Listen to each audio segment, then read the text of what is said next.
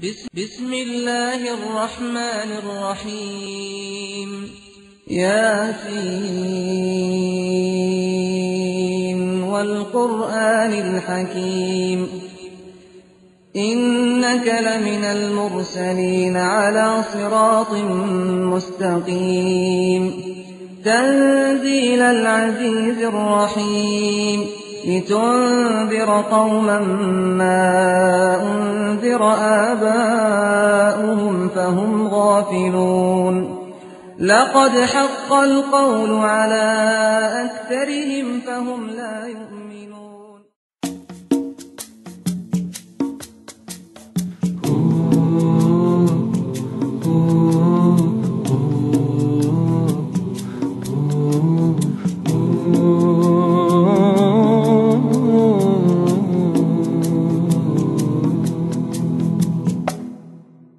We once had a teacher, the teacher of teachers. He changed the world for the better and made us better creatures.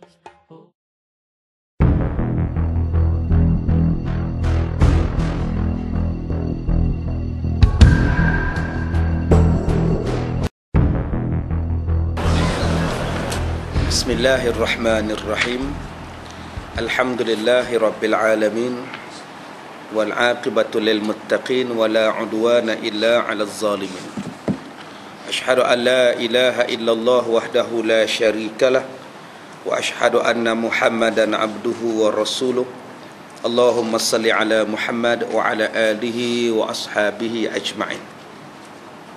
Alhamdulillah, syukur kita kehadrat Allah Subhanahu wa taala, kita dapat menyambung lagi bacaan kitab kita pada bab yang ke-32, bab ma jaa fi ittikhadhi sayfin min khashabin fil fitnah. Bab yang datang ia pada menyatakan hadis yang membicarakan mengambil pedang daripada kayu dalam fitnah. Kita akan baca dua hadis daripada Rasulullah sallallahu alaihi wasallam yang Nabi pesan, bila berlaku perselisihan sesama umat Islam, bila berlaku peperangan di antara sesama Islam, Nabi kata tukarkan pedang daripada pedang besi, pedang tembaga dan sebagainya kepada pedang kayu. Maksud pedang kayu ni pedang yang tak boleh bunuh orang, pedang yang tak boleh melukakan orang. Baik, kita tengok hadisnya.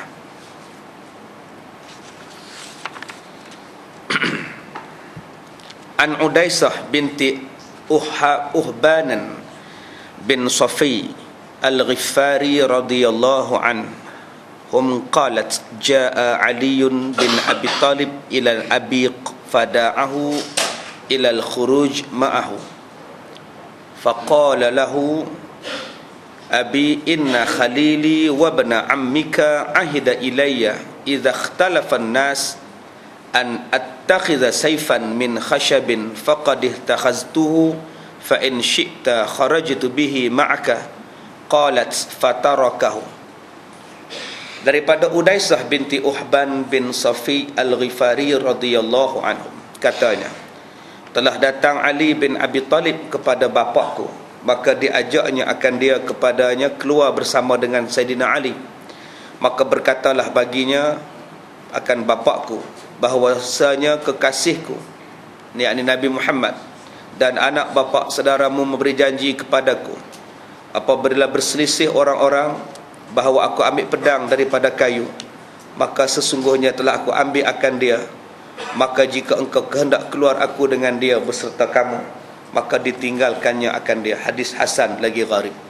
Ini satu hadis. Dan hadis yang kedua, an Abi Musa an Nabi sallallahu alaihi wasallam annahu qala fil fitnah kassiru fiha qasiyakum wa qatti'u fiha awtarakum wazzamu fiha ajwafa buyutikum wa kunu kabni adam.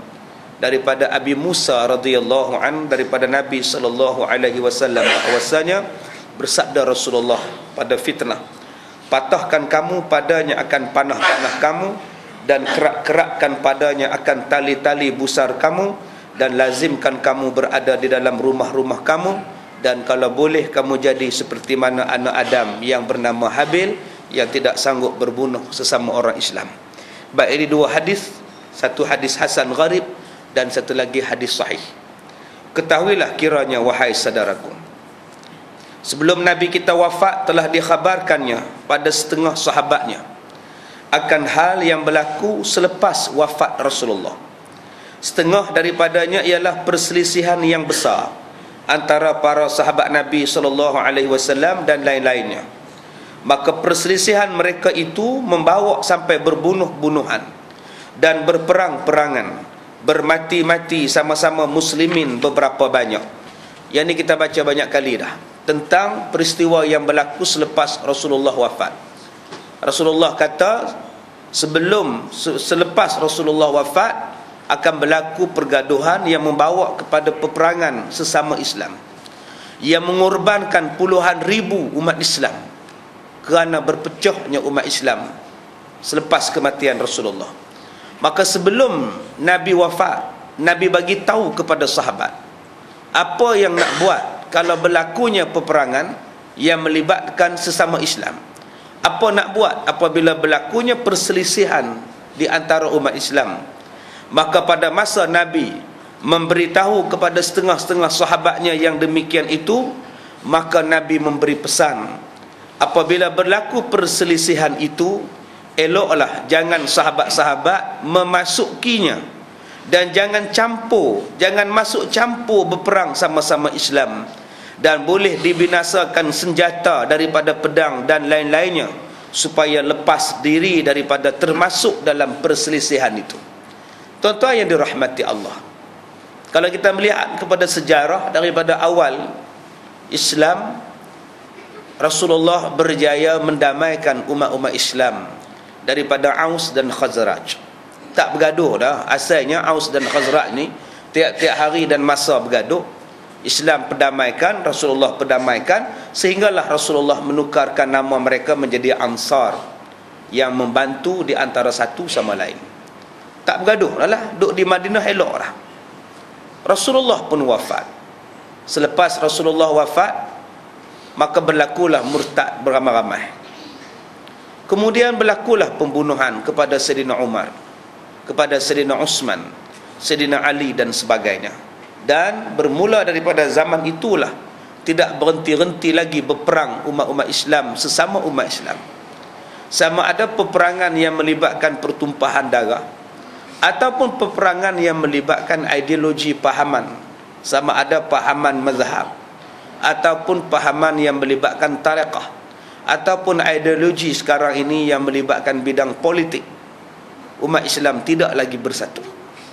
Kadang-kadang ideologi mazhab mengakibatkan bergaduh antara mazhab Syiah dengan mazhab Sunni. Kawan ni bom masjid orang ni, orang sana pula pergi bom masjid orang sana, bergaduh sama-sama Islam hanya kerana perbezaan mazhab. Ada perbezaan tariqah, perbezaan perjalanan pengamalan Islam, tariqat pun membawa kepada perpecahan. Kawan ni kata kafir, kawan ni kata tariqat ni kafir, akhirnya halai darah pasal dah anggap kafir di antara satu sama lain. Kemudian perbezaan yang melibatkan ideologi politik, yang mana ideologi politik ini juga membawa kepada pertumpahan darah, membawa kepada pembunuhan di antara sesama umat Islam. Sampai saat ini di mana-mana jua di negara umat Islam di dalam dunia ini. Maka Nabi yang dengan ilham daripada Allah, dengan lisan lidah daripada Nabi SAW, dia pesan kepada kita, bila berlaku perselisihan yang saya sebutkan tadi, perselisihan kerana nak melantik pemimpin, bergaduh. Kerana nak lantik jadi khalifah aja bergaduh. Orang khalifah belah sini membunuh orang khalifah belah sana, orang belah sana balas pula untuk khalifah belah sini. Ataupun perselisihan kerana mazhab atau tariqah, ataupun saya katakan tadi kerana ideologi politik. Nabi cerita kepada kita apa nak buat, apa yang tindakan kita bila berlaku perselisihan itu. Inilah yang dikatakan Islam, satu pakej yang lengkap. Mana ada satu perkara yang bila berlaku pada manusia di dalam Islam tidak ada jalan penyelesaian? Mesti ada jalan penyelesaian. Kita mesti ada jawapan setiap soalan. Setiap masalah mesti ada jalan penyelesaian. Tuan-tuan nak soal bab apa yang Islam tidak boleh bagi jawapan? Tuan-tuan bertanya tentang apa? Mesti Islam ada jawapan. Mesti kemuncaknya, kesudahannya, Islam akan menjadi penjawab kepada setiap apa yang diperselisihkan. Cuma masalahnya sekarang, umat Islam sendiri tidak meyakini tentang hal ehwal berkaitan dengan Islam. Malah kadang-kadang orang barat, orang kafir lebih yakin dengan pendekatan Islam daripada umat Islam sendiri. Umat Islam sudah ada kitab, sudah ada hadis, tapi dia tetap tidak mau berpegang kepada kitab dan hadis. Tetapi berbeza dengan masyarakat lain. Akhirnya mereka kembali kata Islam yang terbaik. Bila sebut tentang ekonomi global, mereka mengatakan bahawa ekonomi Islam adalah ekonomi yang paling imun, yang mempunyai immunity daripada spekulator dan sebagainya. Ini menunjukkan bahawa Islam itu dah ada, cuma masalah dia sekarang Islam itu tidak ditonjolkan. Malah Islam itu lebih ditonjolkan daripada keganasan. Islam lebih dilihat daripada sudut keganasan, daripada sudut perpecahan. Islam ditonjolkan daripada sudut kemiskinan dan sebagainya. Akhirnya orang tidak minat kepada Islam. Orang condemn umat Islam. Sedangkan Islam telah pun lengkap melengkapi.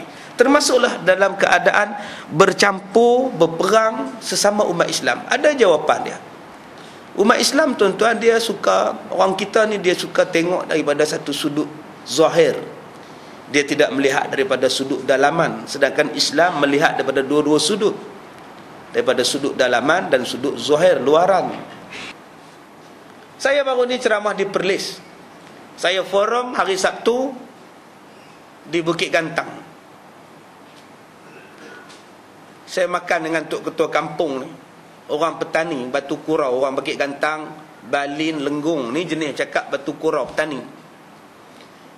Dia kata, Ustaz, kami ni orang kampung, kami ni Ustaz, baru kena demam cikungunya. Bahasa orang batu kurau petani ni, demam tu demam. Kalau Kelantan demam, demo demam. Kami kena demam cikungunya, Ustaz. Lepas tu saya tak jadi suap nasi, letak balik nasi. Demam cikungunya ni macam mana, saya katanya? Oh, lenguh Ustaz. Oh, dia takak sendiri. Dia takak sendiri nak bakik tak boleh, Ustaz. Kita tengah semayang berdiri tu, dia mari lembek lutut, duduk terus. Tak boleh bakik, dia kata.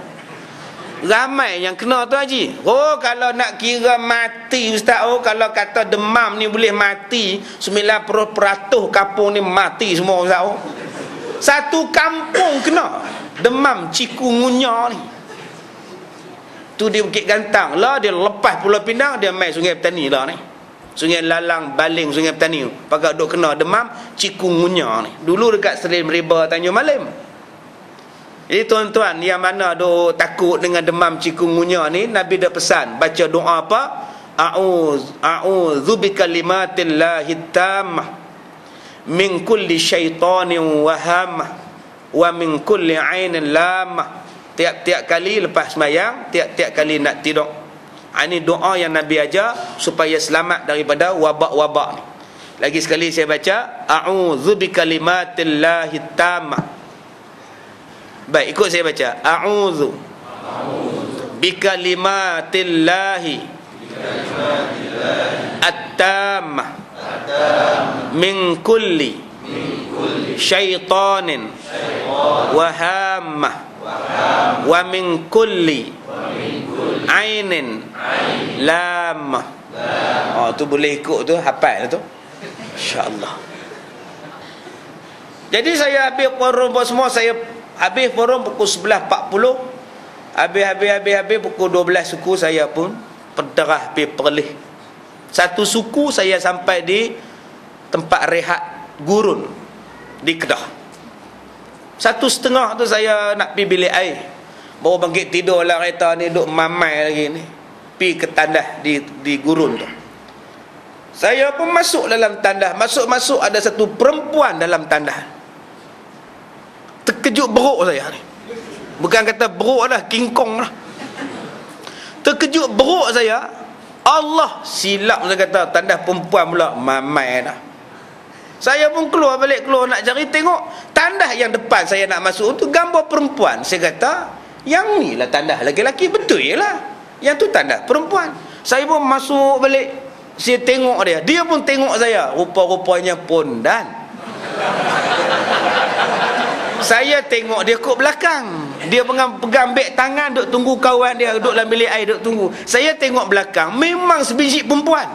Bila saya masuk lagi sekali, dia tengok, Allah, jantan. Saya pun masuk tandas. Sebelum masuk tandas, mulut saya jahat. Saya kata, ingat perempuan, saya kata. Saya masuk duduk senyap dalam bilik tu. Saya dengar tapak kasut dia pun berjalan depan. Dia kata apa kat saya? Duk kata korang je. Dia marah kat saya.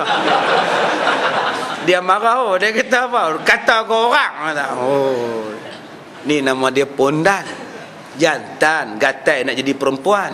Apa kita buat untuk mereka? Kita duk hentam orang murtad. Apa kita buat untuk orang murtad?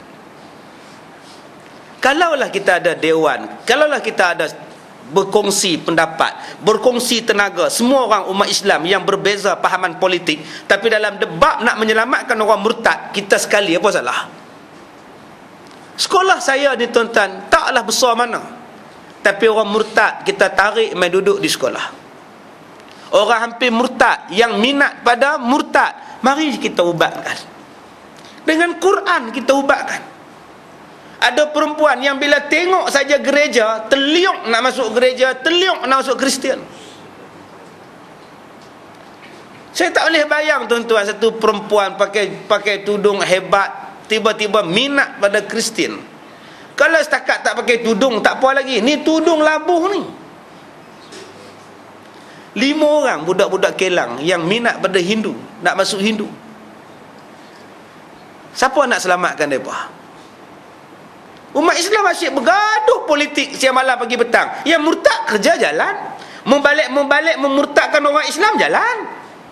Mereka peduli apa dengan pergeseran politik orang-orang Melayu? Kerja mereka tarik orang Melayu. Orang Melayu sibuk dengan politik, mereka sibuk memurtadkan orang Melayu. Sebab tu saya katakan tadi, umat Islam politik, tapi tolong jaga Islam. Jangan kerana perbezaan pahaman politik kita jadi macam kita duk baca sekarang ini, sampai benci habis-habisan, tak suka habis-habisan. Anak-anak muda kita apa yang kita buat? Apa salahnya kita bekerja sama, tarik anak-anak muda, tarik budak-budak yang jadi pengkit, yang jadi gay, yang jadi homoseks, yang jadi lesbian ini, tarik balik kepada Islam. Tapi kerana kita mempunyai pahaman yang tak tahu pahaman apa, bila kawan ni buat, kita hentam. Bila kawan ni buat program, kita tibai. Akhirnya umat Islam tak ada siapa nak peduli pada umat Islam. Orang-orang yang terpelajar, orang-orang hebat dalam umat Islam hanya boleh bercakap. Golongan-golongan yang hanya minat pada politik, tidak siapa lagi peduli pada nasib bangsa kita, ekonomi kita, keuangan kita dan sebagainya. Sebab itu tuan-tuan, politik itu sebenarnya merupakan sebagai satu alat untuk kita bekerja, bukan sebagai segala-galanya. Yang segala-galanya ialah Islam. Nak jaga Islam, nak jaga umat Islam. Itu sebenarnya. Politik cuma menjadi sebagai satu alat untuk kita bekerja, bukan tumpuan hidup kita pada politik, yang akhirnya membawa kepada perpecahan sehingga perbezaan warna dan sebagainya. Baik, hadis yang kita bacakan tadi ialah hadis yang hasan lagi gharib. Baik, Nabi pesan, kalau dah bergaduh dengan umat Islam, apa yang kita nak buat? Maka dengan barang yang tersebut dalam hadis ini akan datang menunjukkan pada umat Islam, apabila berlaku fitnah, apakala ni maknanya apabila lah, berlaku fitnah, berselisihan pendapat. Di sini dia sebut perselisihan fikir, pendapat. Ada satu ustaz, dia bertanya kat saya, ustaz, dalam banyak-banyak binatang dalam dunia, binatang apakah yang paling awal diciptakan? Binatang apa? Tak tahu, dinosaur ke? Bukan dinosaur. Apa dia? Kala. Sebab tu orang sebut dahulu kala. Binatang paling awal kala jengking, dia kata. Sebab dahulu kala, lama-lama kala dulu dia buat. Betul lah. Dia kata pula, binatang apa yang paling lambat sekali mati ustaz? Tak tahu. Kala juga. Ditiup sangka kala. Nampak tak tuan-tuan? Oh, ustaz ni pun pandai. Inilah yang kata ustaz veteran dia tu. Dia fikir terlebih. Dia menggunakan betul-betul saraf sel otak dia tu. Baik. Kemudian dia kata bila berlaku perselisihan pendapat dan perselisihan kemahuan antara muslimin, Nabi pesan, bukan saya pesan ni, jangan siapa masuk beramuk di dalam dia. Saya baca ikut hadis, saya baca hadis Nabi, saya baca kitab, saya tak buat kenyataan sendiri. Jadi tuan-tuan yang dengar ceramah ni, yang beli CD dan sebagainya, yang mengikuti kuliah daripada CD, dengar betul-betul. Ni kitab kata, Nabi kata kalau berselisih 2-3 orang Islam, kamu umat Islam ramai-ramai, jangan masuk campur duk beramuk di dalam dia. Bahkan kalau ada senjata, hendaklah dibinasakan. Dan lebih baik maulah duduk tinggal di rumah sahaja, jangan keluar-keluar. Dah. Ni bukan saya kata ni, ni Nabi kata ni. Saya kata saya ni tak suka demonstrasi jalanan pula. Saya kata saya tak setuju pula pergi tunjuk perasaan ramai-ramai pula. Saya bukan kata, ni Nabi kata. Terus saya campur duduk diam-diam. Cari pendekatan yang lain. Guna pendekatan yang lain. Pendekatan yang tak menumpahkan darah, pendekatan yang tak menjadikan kita susah, pendekatan yang tak menjadikan kita sakit. Pasal yang kita nak tentang tu pun Islam juga. Semayang macam kita, cuma tak apa nak ikut Islam. Cari jalan macam mana supaya mereka ni masuk ataupun ikut Islam yang sebetul-betulnya. Dan jikalau datang orang mau membunuh, kata Nabi, jangan dilawan akan mereka untuk kamu membunuh mereka pula. Sampai macam tu Nabi pesan. Dan hadis ini tuan-tuan, hadis sahih. Maka hadis yang menunjukkan jalan demikian ialah hadis yang dikeluarkan oleh Abu Isa At-Tirmizi. Katanya, an Abi Musa anin Nabi sallallahu alaihi wasallam annahu qala fil fitnah kassiru fiha qasiyakum wa qatti'u fiha autarakum walzamu fiha ajwafa buyutikum. Diriwayatkan daripada seorang sahabat Nabi sallallahu alaihi wasallam yang banyak mengingati hadis Nabi, namanya Abu Musa Al-Asy'ari radhiyallahu anhu. Katanya, hadis ini daripada Nabi, bahwasanya Nabi bersabda akan keadaan fitnah yang akan berlaku sesama orang Islam. Kata Nabi, apabila berlaku fitnah itu, hendaklah patahkan sekalian kamu akan segala anak-anak panah kamu, dan supaya tiada senjata daripada panah itu yang boleh jadi alat berbunuh-bunuhan dan berperang-perangan. Yang kedua, Nabi pesan, keratkan tali-tali busar sekalian kamu di dalam fitnah, supaya tidak ada jalan yang boleh melepaskan anak-anak panah. Kemudian Nabi kata, jangan pula sekalian kamu berlekang dengan rumah kamu. Maknanya kamu stay dalam rumah kamu.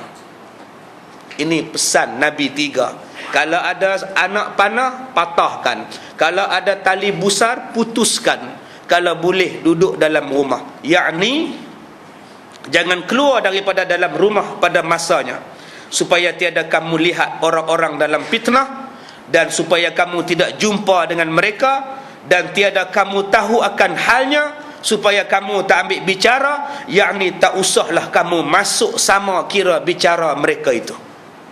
Akhirnya tak jadi bergaduh. Kalau 2-3 orang nak bergaduh, nak jadi apa? Yang jadi bergaduh ni, yang jadi semakin bersemangat. Pasal ramai-ramai keluar, kita ramai, kita boleh buat lagi. Akhirnya jadi apa pada kita? Bila tak ada sambutan, tak jadi apa, tak ada orang, letih kita balik minum kopi sudah. Tak jadi bergaduh lah, tak jadi perang. Selamatlah umat Islam. Tidak jadi macam Iraq. Bila Amerika turun, mereka bagi macam-macam bantuan pada Amerika. bagi bantuan pada Amerika di Mosul, bagi bantuan pada Amerika di Baghdad dan sebagainya. Amerika dengan begitu mudah berjaya menawan Iraq. Sedangkan kedudukan dan ketumbukan tentera Iraq berada pada kekuatan nombor 3 dan nombor 4 kekuatan tentera dalam dunia, belakang Rusia dan China. Amerika, Rusia, China, 4 Iraq. Dengan tempoh begitu mudah Iraq berjaya ditawan. Sebab umat Islam dalam negara itu tolong Saddam, tolong George Bush. Tentera-tentera dia bagi bantuan, orang-orang ramai bagi bantuan. Malah Saddam Hussein bersembunyi dalam lubang terowong bawah tanah itu pun orang kanan dia yang bagi tahu. Konon-kononnya nak buang satu kerajaan yang zalim. Sekarang jadi apa? Sebab itu Allah bagi pada Iraq supaya umat Islam tengok. Kamu ambil orang kafir, kamu pakat dengan orang kafir untuk tentang umat Islam. Sekarang umat kafir yang lebih berkuasa daripada kamu, kamu hanya jadi pak turut dan kamu tak boleh angkat pun kepala kamu. Tak boleh angkat, tuan-tuan. Nuri Al-Maliki boleh angkat apa? Dia jadi Nuri je lah. Nak tempah saja pun. Yang berkuasa penuh sekarang Amerika. Tak boleh buat apa. Ini yang tuan-tuan boleh rujuk di dalam Al-Quran surah Az-Zumar, yang Allah Ta'ala sebut tentang kehinaan al-khizya fil hayatid dunya, kehinaan di atas dunia. Cuba kita tengok pada sejarah. Kehinaan, al-khizyun itu apa makna? Kehinaan. Kehinaan itu apa? Kehinaan itu maksudnya ialah bangsa yang besar dijajah oleh orang yang sedikit. Melaka, satu kerajaan yang besar, hanya ditawan oleh 14 buah kapal perang Portugis. Tunduk kerajaan Melaka. Kenapa tunduk kerajaan Melaka? Kerana perpecahan umat Islam di Melaka. Alfonso de Albuquerque datang dengan 14 ketumbukan kapal perang, berjaya mengalahkan. Malah ada orang-orang Melaka yang buka pintu kota Melaka untuk orang-orang Portugis masuk. Konon-kononnya nak menjatuhkan kerajaan Muzaffar Shah. Apa jadi pada Melaka? Apa jadi pada umat Islam? Dan apa jadi pada orang yang buka pintu masuk pada Portugis itu? Habis. Masjid-masjid di Melaka dijadikan sebagai kota-kota Portugis.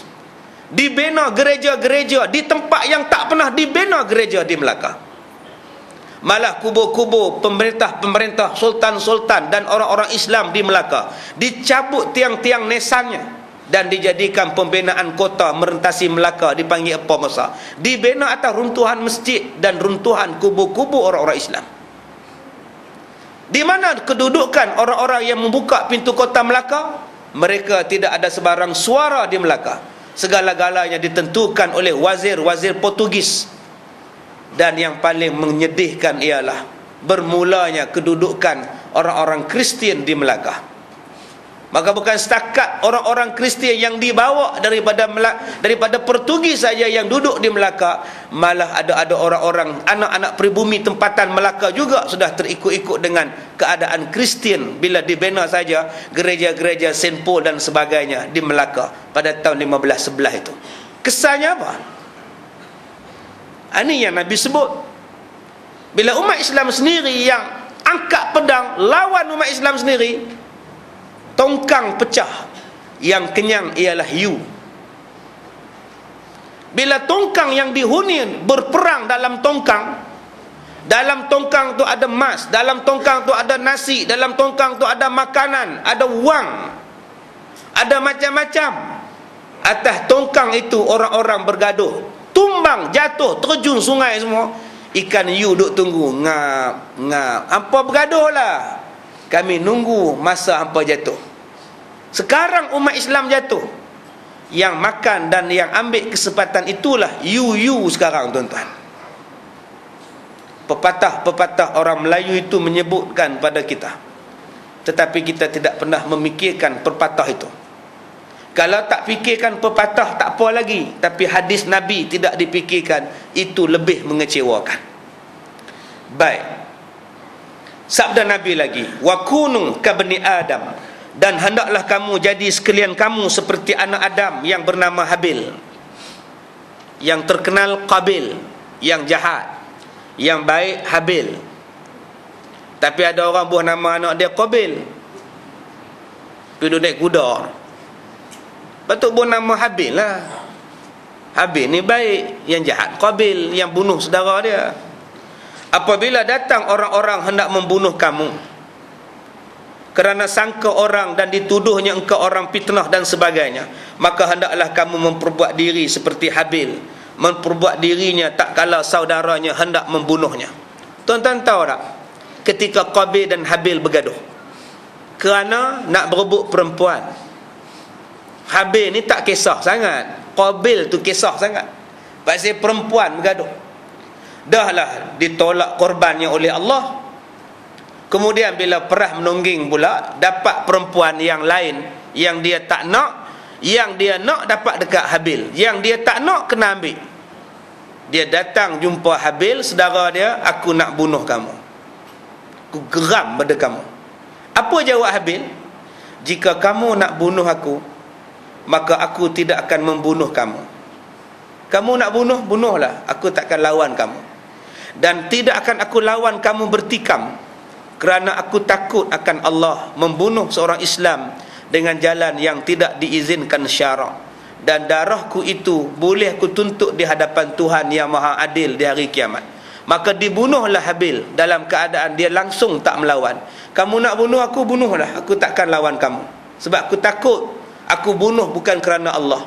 Maka dibunuhlah. Sebelum dia mati dibunuh, Habil berkata kepada Qabil, aku akan tuntut darah aku di hari kiamat di hadapan Tuhan. Bermula ini hadis hasan, lagi gharib dan lagi sahih. Sampai tahap macam tu tuan-tuan, sampai nak bunuh pun dia tak mau melawan. Itu yang Nabi suruh ajak kalau melibatkan sama-sama umat Islam. Kalau kita nak bergaduh pasal harta pusaka, bergaduh-gaduh.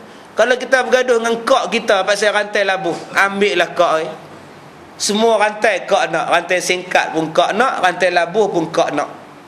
Padahal masa mak sakit, bukan kak bela mak, saya bela mak. Kak nak juga rantai ni, ambil lah, saya tak kisah. Janji kita tak putus silaturahim, ambil lah kak. Tapi saya akan tuntut di hari kiamat. Boleh tak cakap macam itu? Tak boleh ustaz, ini hak saya, mak saya yang bagi pada saya. Dia bukannya bela mak saya. Gaduh lah. Dah kamu nak sangat benda ni, ambil lah. Nak bergaduh buat apa? Hidup kita sangat singkat. Tengah tidur pun boleh mati. Apa sebab kita nak bergaduh putus silaturahim? Tengah main badminton pun boleh mati. Kita duk tiba-tiba mati, sempatkah kita minta maaf? Kita duk entam, sempatkah kita minta maaf? Sebab itu tuan-tuan, sebelum kita mati ni, kalau boleh, kita bayangkan malam ni kita tidur, kita bayangkan malam ni kita mati. Biar mati kita malam ni, mati yang tidak busuk hati dengan orang, mati yang tidak buruk sangka dengan orang. Caranya apa? Malam nanti kita tidur, sebelum kita tidur kita semayang witir 3 rakaat atau 1 rakaat. Habis semayang kita tadah tangan, ya Allah, ampunkanlah dosa-dosa aku, ya Allah, ampunkanlah dosa jiran-jiran kawan-kawan aku, ya Allah, dan aku maafkan semua kesalahan mereka terhadap aku, ya Allah. Tidurlah tuan-tuan. Malam tu kalau tuan-tuan tidur pun okey dah. Mati tuan-tuan pun okey dah. Sebab tuan-tuan dah maafkan semua orang. Kalaulah kita boleh macam itu tuan-tuan, jantung takkan sakit. Tuan-tuan cuba pergi tanya IJN, doktor-doktor di IJN. Last time dah dah go no. Tuan-tuan pergi tanya pakar-pakar jantung. Daripada 20 orang yang kena jantung, berapa ramai laki-laki, berapa ramai perempuan? Pergilah survey tengok. Siapa doktor ni? Mana doktor kita tu? Belakang tu, duduk belah hujung belakang. Dalam 20 laki-laki, berapa 20 pesakit jantung yang kena jantung ni siapa? 15, 17 laki-laki, 3 aja perempuan. Nisbah sakit jantung pada setiap 20 orang, 17 laki-laki, 3 perempuan. Tuan-tuan tahu tak sebab apa laki-laki ramai sakit jantung? Pasal dia bengkak. Dia bengkak dalam hati. Tiap-tiap hari isteri beletek. Tu yang suami bukan jawab, dia simpan. Rupanya simpan-simpan tu mai sakit jantung, tuan-tuan. Kenapa orang perempuan tak sakit jantung? Sebab dia lepaskan tension dia. Abang ni pun lambat, dia lepaskan. Sebab tu dia tak sakit. Jadi tuan-tuan, akak-akak kalau sayang pada suami, takut sakit jantung, janganlah marah kat suami. Kesian kat mereka. Kita duk simpan saja. Kalau kita jawab, gaduh. Kalau kita jawab, gaduh. Kalau kita bertengkar juga, cerai. Sebab tu bila isteri kita beletek kat kita, kita diam. Apalah mama ni kesian kat ayah. Ayah tengah makan pun mama beletek. Biarlah, dia ada mulut, kata bapa. Jadi suami ni rupanya dia bengkak, duduk simpan, pum pecah. Tu ya jantung dia pecah. Jantung tu sumbat lah apalah. Wallahu a'lam lah, betul tak betul. Baik, habis masalah itu, kita masuk masalah yang kedua. Okey, berapa nak habis ni no? Dah habis dah kot. Baik, bab yang ke-33. Sikit je kita baca hadis Nabi. Bab ma jaa fi asyratis sa'ah. Bab yang datang ia pada menyatakan hadis yang membicarakan tanda-tanda kiamat. Tuan-tuan, bermula daripada pelajaran ini sampailah pelajaran-pelajaran akan datang, dia sudah membicarakan bab khusus tentang tanda-tanda kiamat. Yang kita duk baca selama ni tentang peristiwa-peristiwa selepas kematian Rasulullah. Bermula pada bab 33 ini, dia mula duk cerita dah tentang tanda-tanda kiamat. Baik, kita baca satu hadis Nabi. An Anas bin Malik annahu qala, uhaddithukum hadisan sami'tuhu min Rasulillah sallallahu alaihi wasallam. La yuhaddithukum ahadun hadisan ba'di annahu sami'ahu min Rasulillah sallallahu alaihi wasallam qala qala Rasulullah sallallahu alaihi wasallam inna min asyaratis sa'ah an yurfa'al ilmu wa yazharal jahlu wa yafshuwaz zina wa tushrabal khamru wa yakthuran nisa wa yaqilur rijal hatta yakuna li 50 imra'atan qayyimun wahidun. Hadis hasan dan sahih daripada Anas bin Malik radhiyallahu anhu bahwasanya katanya, aku akan ceritakan pada kamu, kata Anas, akan satu cerita yang aku dengar daripada Rasulullah sallallahu alaihi wasallam, dan tidak siapa pun diceritakan melainkan cerita ni aku seorang saja yang ambil, yang dapat daripada Nabi sallallahu alaihi wasallam. Hadis ni kata dia aku seorang saja dengar. Berkenaan apa? Kata dia Rasulullah bersabda bahawasanya daripada tanda-tanda kiamat ialah yang pertama, yurfa'al ilmu, diangkat ilmu. Yang kedua, wa yazharal jahlu, dan akan zahir kejahilan. Wa yafsuwaz zina, akan tersebar luas zina. Wa tushrabal khamru, arak banyak diminum. Wa yakthuran nisa, laki-laki perempuan menjadi banyak. Wa yaqilar rijal, sedikit lelaki. Hatta sehinggalah yakuna li 50, jadinya 50 imra'atan, perempuan, qayyimun wahidun, seorang laki-laki yang uruskan. Satu nisbah 50. Ini ada 5-6 tanda yang disebut oleh Nabi sallallahu alaihi wasallam, tanda-tanda kiamat. Yang pertama, ilmu terangkat. Ilmu terangkat. Tadi saya dengar soal jawab dalam radio tadi. Satu perempuan telefon, dia kata, ustaz nak tanya, lembu korban ni bagi orang yang buat lembu korban, buat korban ni, betul ke dia kena makan 3 hari je lembu tu? Soalan macam ni pun ditanya lagi lah. Yang tanya tu pada mufti. Patut soalan macam ni tanya pada cikgu tadika pun boleh jawab, tanya pada Tok Siok pun boleh jawab. Punya tak retinya tuan-tuan. Hang buat daging korban ke, hang sembelih korban ke, boleh makan daging tu selama mana daging tu masih elok, balon lah. Inilah dapat daging kurban 60 kilo, nak habiskan 3 hari, cirit tuan-tuan. Nak mampus. Selagi mana daging tu elok, makanlah labu. Ni cerita apa ni? Labu-labi kan? Kan bila isteri Haji Bakhil mati tu, tak makan, tak lalu makan, duk menangis. Ayam ketul segolek tu tak makan Haji Bakhil.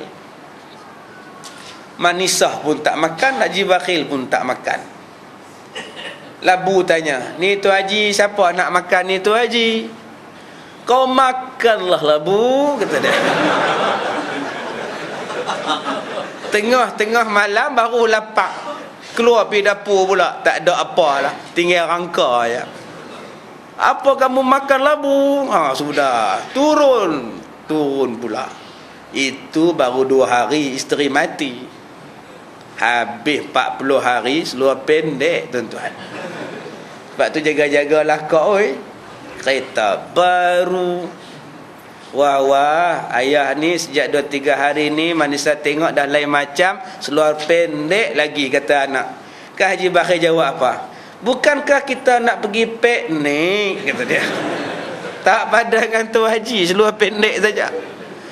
Baik, kita tengok lagi huraian dia tuan-tuan. Ni banyak hadis ni, ketahuilah wahai saudaraku. Alamat kiamat ini amat banyak. Ada yang besar, ada yang kecil-kecil. Nabi sebut lama dah tentang kiamat kecil-kecil, semua dah berlaku. Nabi kata di akhir zaman yang kecil-kecil menelan yang besar-besar. Ular lidi menelan ular sawah. Itu tanda kiamat sudah berlaku. Satu bank yang besar bagi pinjam pada bank yang kecil. Lama-lama bank yang kecil menelan bank yang besar. Langsung bank besar pun tak ada. Lingkup terus. Heran tuan-tuan. Kan itu tanda-tanda kiamat. Yang kecil menelan yang besar. Sudah berlaku dah. Sebab itu saya katakan banyak kali, hadis tentang tanda-tanda kiamat kecil semua sudah berlaku. Baik, yang pertama, terangkat ilmu dan maknanya. Adalah makna terangkat ilmu ialah habis hilang ilmu syarak. Tiada siapa tahu dan tiada siapa ingat.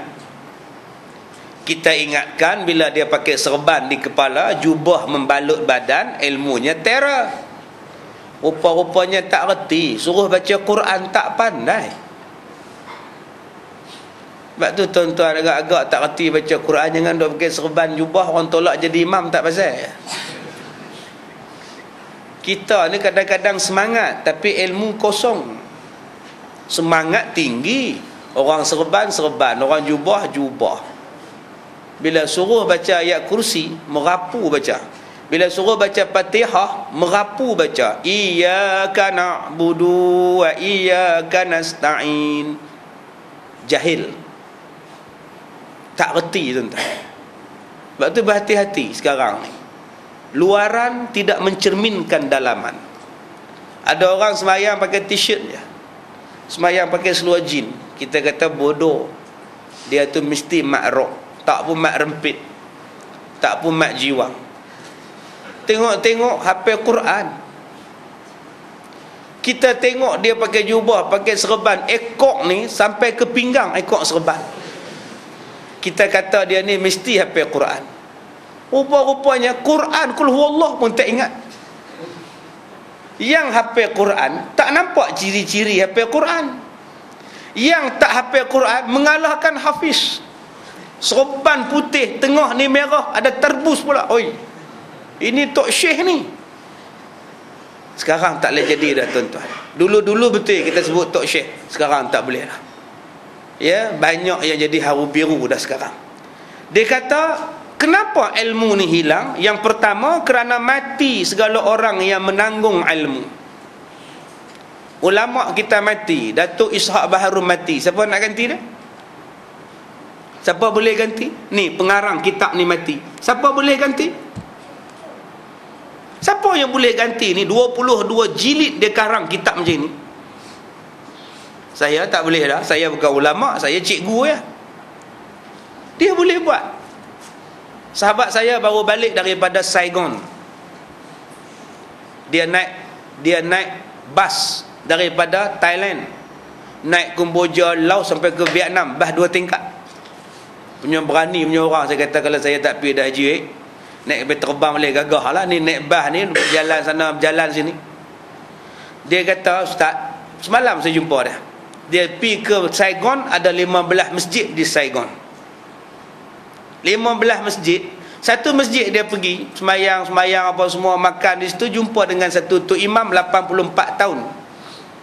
Dia boleh baca kitab Bahrul Mazi ni, cakap Melayu fasih, mengajar, dan semua nama-nama kitab dia tahu. Dan dia kata dia pun duk baca kitab Bahrul Mazi lagi. Bayangkan tuan-tuan, kitab kita ni orang Kemensah tak nak baca, orang Saigon baca. Padahal mereka makan sagon je. Kita ni makan macam-macam tak mau mengaji ni. Dia ni punya susah. Tuan-tuan pergi ke Uzbekistan. Pergi ke Uzbekistan. Dulu mana kita tahu negeri Tantan ni? Tuan-tuan tahu? Kita tak tahu. Yang kita tahu masa cerita Tiga Abdul.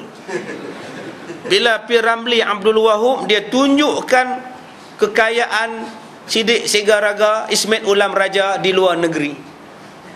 Dia tengok sijil-sijil saham tu, Gohik Gustan, Turkmenistan, semua dia tengok. Tantan, Tanjung Rambutan. Kita hanya tahu macam itu aja.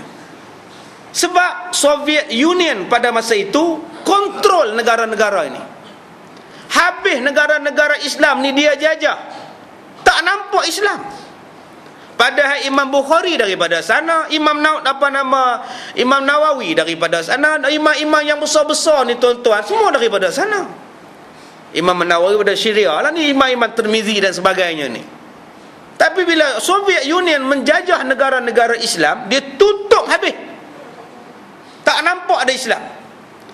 Bila berpecah Soviet Union, baru kita tahu rupanya di Soviet Union itu ada negara-negara Islam. Kyrgyzstan, Uzbekistan, Turkmenistan, semua stan.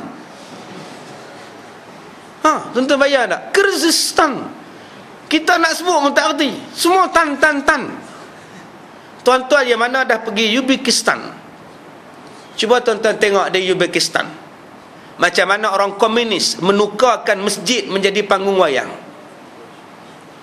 Komunis menukarkan masjid menjadi gerai muzium. Dan Al-Quran ini tak boleh disimpan di rumah orang-orang Islam. Dan kalau jumpa saja orang yang simpan Quran, dihukum gantung. Kalau siapa yang pergi mengaji baca Quran, dihukum gantung. Subhanallah. Asyik tuan-tuan, komunis buat. Kita sekarang siapa yang gantung tuan-tuan baca Quran? Tak ada siapa pun hukum gantung. Tapi Quran kita tak peduli pun. Tafsir tak baca, huraian tak baca, apa pun tak baca. Yang dia baca surah Yasin tiap-tiap malam Jumaat. Tolak segala majlis tafsir. Kemana nak baca Yasin aja. Kemana tak nak baca surah lain kata dia. Mengaji tafsir pun tak mau. Depa tuan-tuan sampai kena gantung hanya semata-mata nak mengaji Quran. Ulama-ulama mati habis dibunuh. Siapa punya kerja ni? Komunis. Tu yang pergi tanya pada satu makji pada malam apa? Malam perarakan kereta berhias di Dataran Merdeka dulu ni. Buat siaran langsung. Makji mai pada mana? Kodiang kata dia. Tuan-tuan tak ingat siaran langsung tu? Makcik datang daripada mana ni makcik? Makcik mai pada Kok Dia, anak-anak lah mai tengok kata berhias ni, alhamdulillah lah. Jadi apa perasaan makcik boleh datang ni? Seronok lah tengok kan, semua kita aman, semua boleh berjalan, semua elok, alhamdulillah lah, seronok lah. Jadi sekarang ni gambar makcik ni seluruh Malaysia boleh tengok. Di kampung makcik pun boleh tengok gambar makcik ni. Zaman era komunikasi yang canggih ni, jadi Apa perasaan makcik sekarang ni bila tengok sekarang kita dah aman, komunikasi kita canggih, teknologi kita canggih selepas merdeka ni makcik. Makcik rasa seronok lah pasal zaman makcik dulu komunis tak kasih. Lah komunis dah kasih dah, tu nama ada komunikasi.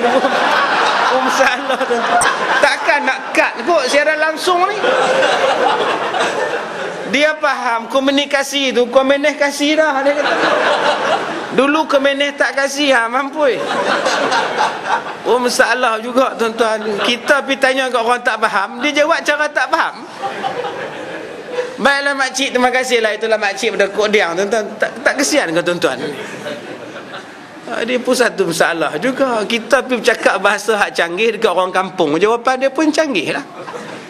Baik, itu pun termasuk juga ilmu yang hilang tu.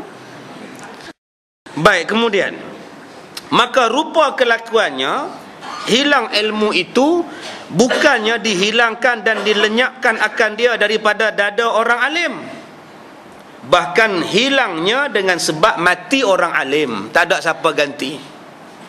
Bila mati satu bapa, anak tak boleh ganti. Mati satu tok guru, anak tak boleh ganti. Berapa banyak anak-anak murid dia yang boleh ganti tok guru. Kita tak ambil kisah tentang kepupusan ulama.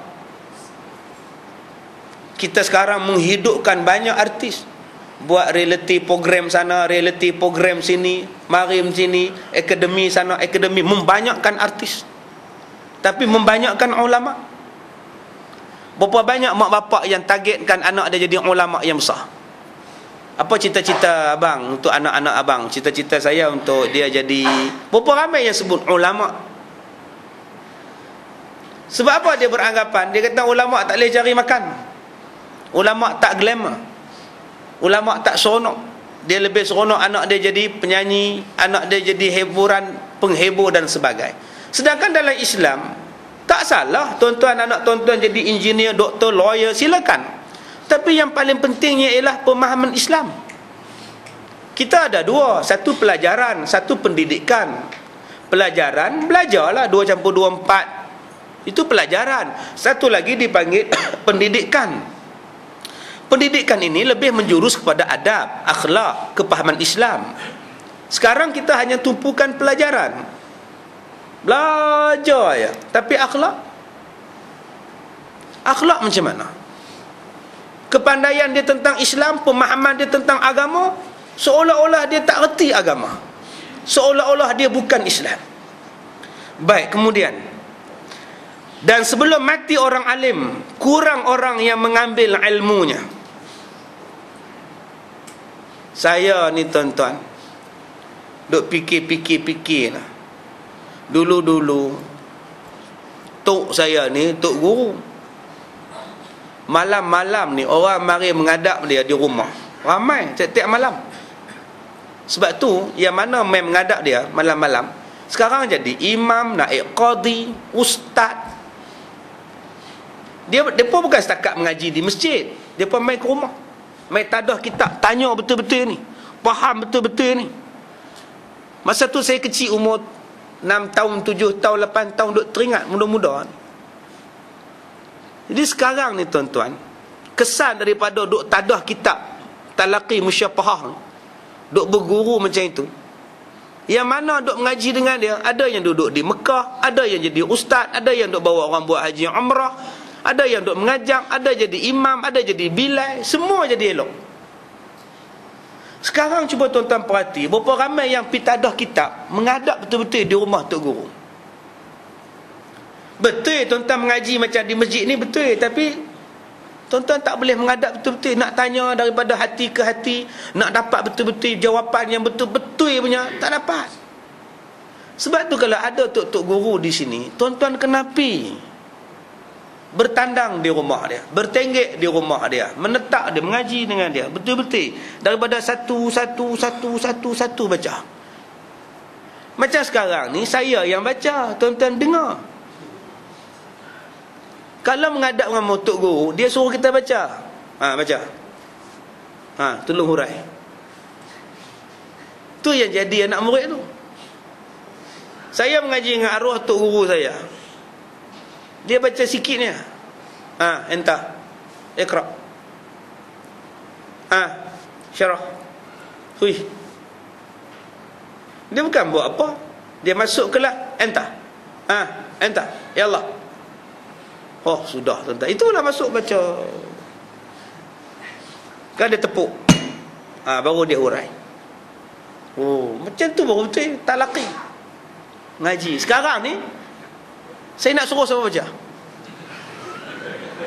Nak suruh dengan abang. Kan? Kitab dia tak bawa. Saya dah sebut pada tuan-tuan, nak bagi ilmu sampai ni apa? Ada 3 kan?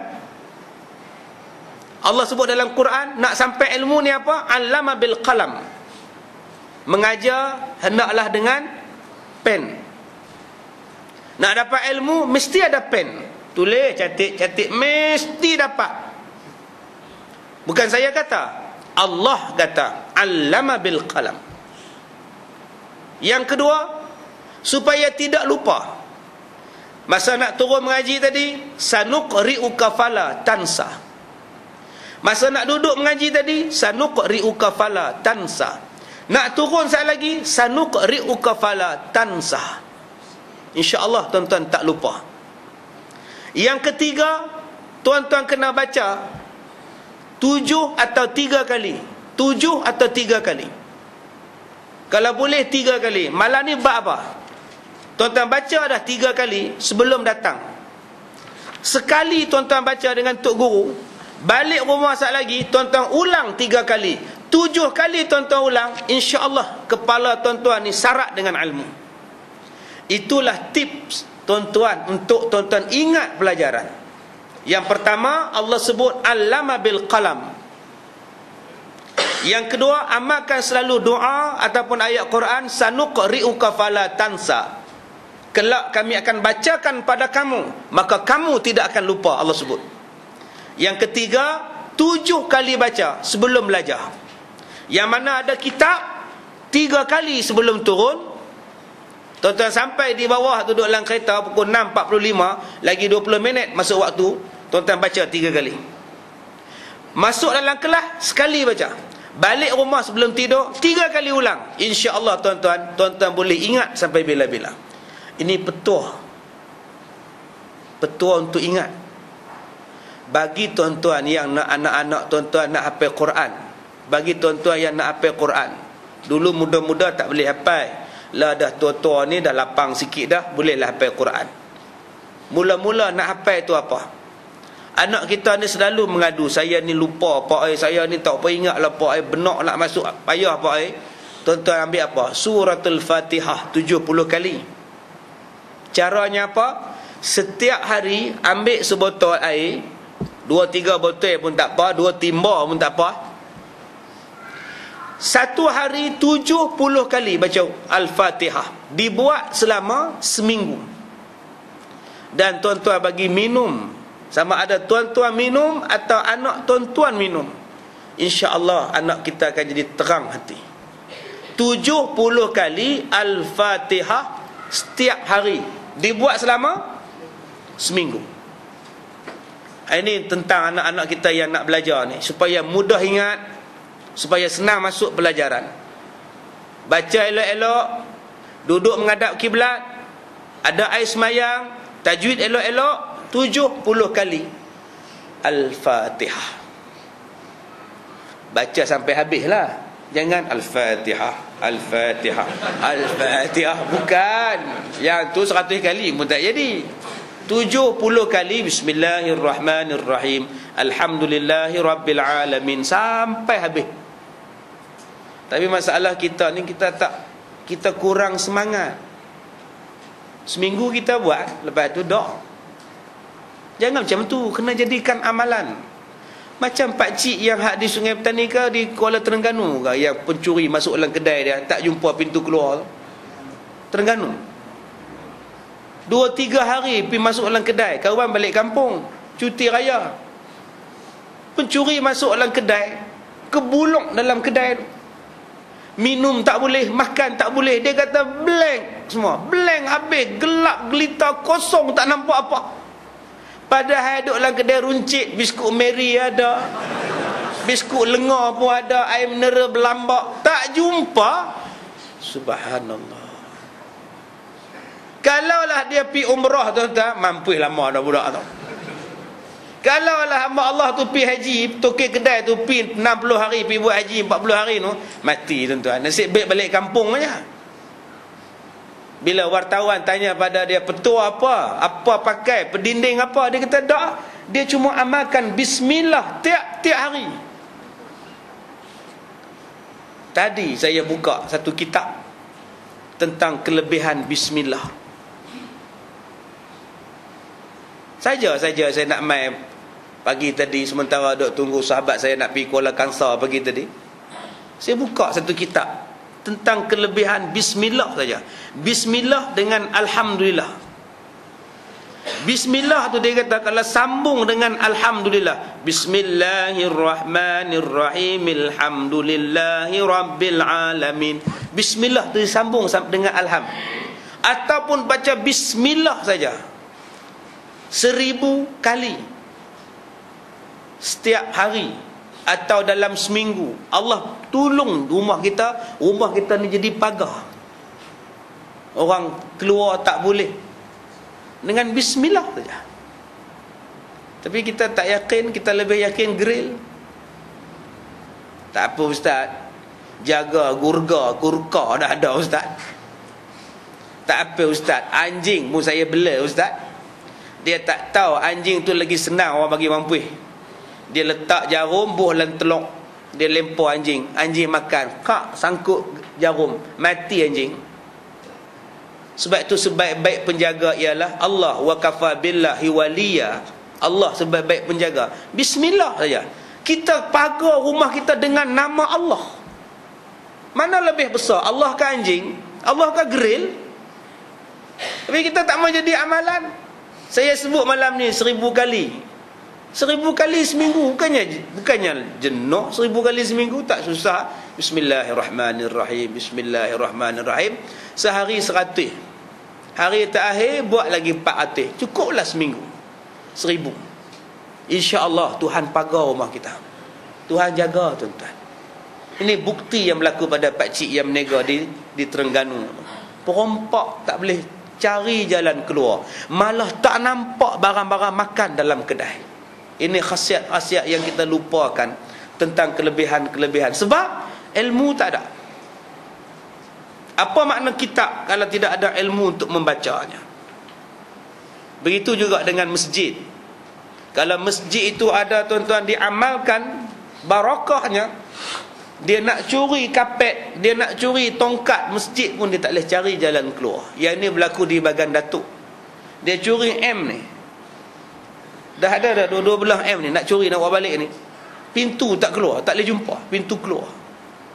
Tolak sana tingkap, tolak sini batu, tolak sini dinding, mana pintu ni? Lah sampai ke subuh tidur tuan-tuan. Bila Tok Siak datang pagi-pagi, nengok dia dengan semuanya ada, amplifier semua ada. Kamu nak buat apa yang boleh payah ni? Kata dia, aku payah kamu kan? Ampun pakcik, saya nak keluar, saya tak boleh keluar. Subhanallah. Berkatnya tuan-tuan, Allah tutup bagi gelap. Sebab tu mesti ada ilmu. Macam di Malim Nawa dulu-dulu zaman Jepun, nak masuk ke situ tak boleh Jepun. Nampak lautan yang sangat luas. Jeneral dia kata berenang, pakak berenang semua ni, laut sungai luas ni. Orang kampung tengok Jepun tu berenang atas darat, padahal bukan laut, daratan dia duduk berenang. Bila nak sampai? Lama-lama tak jejak di Malim Nawa tuan-tuan. Dengan satu orang serba kuning pakai, kepiah je hitam. Tapi bagus juga main dengan ceramah. Tapi saya tengok dia baju kuning, kain kuning, saya kata lain macam dah dia ni. Betul. Dia main-main jumpa, dia kata, Ustaz, saya ni ada pendamping, satu daripada Jawa, satu daripada Siam. Yang daripada Jawa panggil saya tuanku, yang daripada Siam panggil saya putra. Oh sudah, tu yang saya pakai baju kuning ni sebab dia saya tuanku. Oh sudah, saya kata ni. Lepas tu abang jadi apa? Saya berubah apa pun boleh. Kalau ada partner saya lagi kuat. Tapi sekarang saya tak boleh ngubat. Saya tanya Pak saya apa? Pak saya mereka pergi buat haji. Siapa yang pergi buat haji tu? Itulah khadam-khadam saya buat haji. Sekarang tengah melontar jemrah, kata dia. Rupanya jin yang duk kawan dengan dia buat haji, tuan-tuan. Dia tak buat haji juga, jin buat haji dulu. Allah, ilmu macam ni tak payahlah tuan-tuan. Menyusahkan kita. Syirik dengan Tuhan. Syirik dengan Allah. Yang ni banyak orang minat. Ilmu hak betul-betul kita tak minat. Dia kata kita tak mengambil ilmunya sebagaimana zaman kita ini. Banyak kurangnya orang-orang alim kerana tiap-tiap orang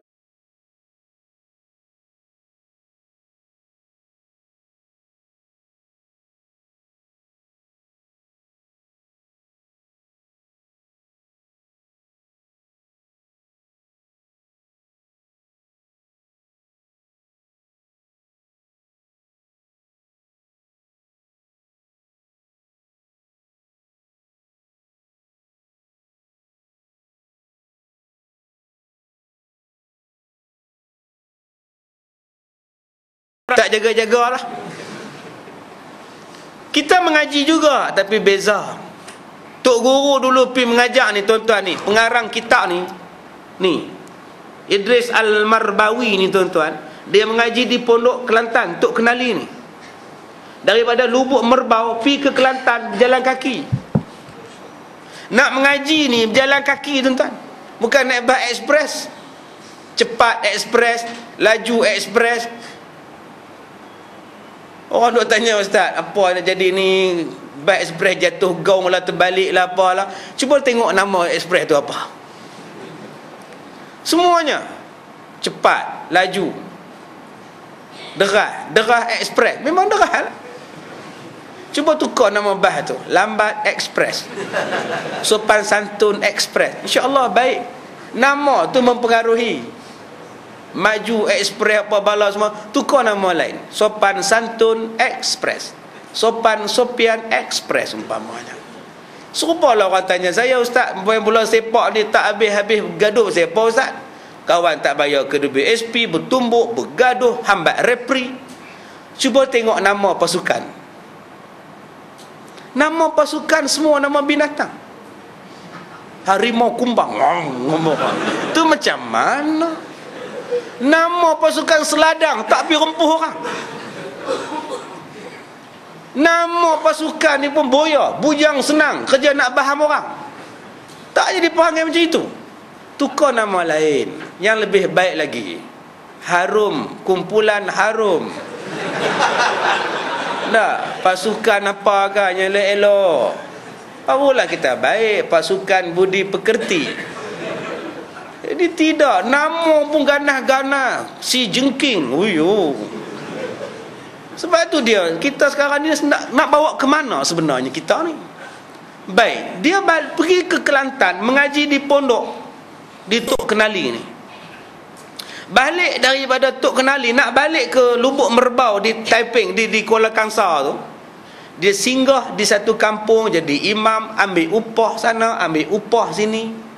Mengajar di pondok tu, singgah di kampung sini, singgah di sini. Pak saya apa? Pak saya nak cari makan, sementara nak bawa bekal nak balik ke Perak. Lepas tu baru dia pergi tu, pergi duduk di Mesir, pergi duduk di sana. Subhanallah. Macam mana tuan-tuan dia tak boleh tulis kitab macam ni? Sebab tu barakah. Kita dapat baca, kita patut bangga orang Malaysia boleh tulis kitab macam ni. Ada 22 jilid tinggi tu.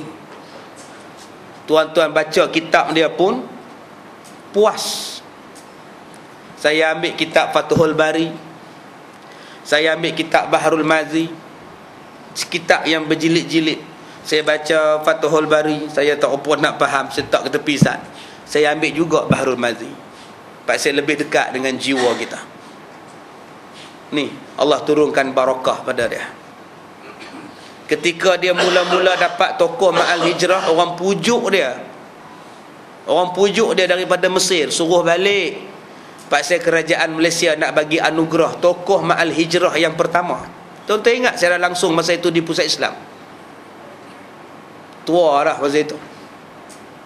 Tak nak balik, dia kata dia tulis bukan untuk anugerah, dia tulis untuk umat Melayu. supaya orang Melayu kenal agama dia. Dia tulis kitab Kamus Al-Marbawi, sampai sekarang kita duduk baca lagi.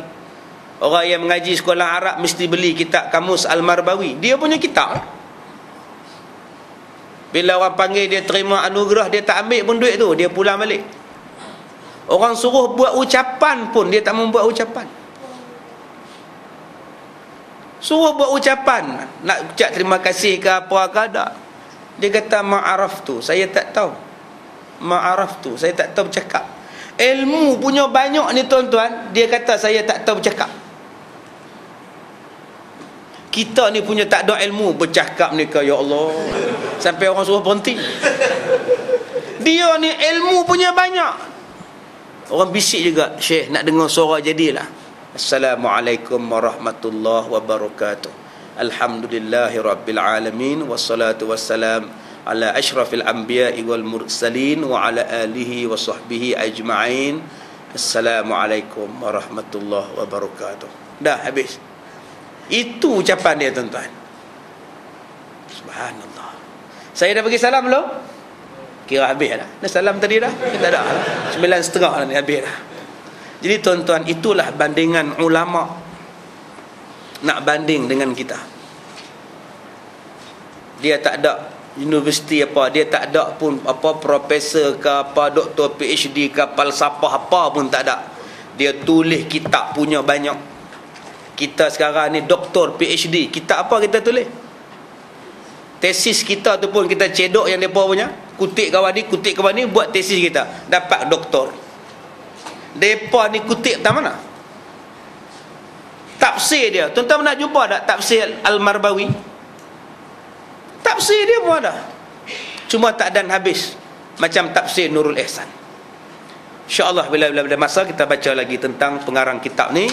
Sebab tu tuan-tuan yang mana lapang-lapang, pergilah ziarah kubur dia di Lubuk Merbau, di dekat dengan Kuala Kangsar. Turun tol Kuala Kangsar, terus je. Tak usah belok ke kanan tu balik ke Kuala. Tuan-tuan terus nak pergi ke Lenggong sampai Pekan Lubuk Merbau, belah kiri.